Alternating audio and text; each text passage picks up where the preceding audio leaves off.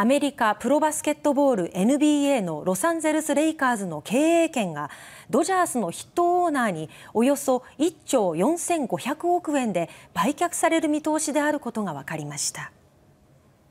現地メディアによりますと、18日レイカーズの筆頭オーナーが過半数の株式を売却する意向を固めました。売却先はドジャースの筆頭オーナーマーク・ウォルター氏で、アメリカのプロスポーツチーム史上最高額となる100億ドルおよそ1兆4500億円で合意したということです。移行期間を数年設けているものの、事実上のオーナー変更でレイカーズとドジャースとの連携がさらに増える可能性があります。ウォルター氏はさまざまなスポーツに投資していて、大谷翔平選手がドジャースの入団会見で信頼する一人として紹介していました。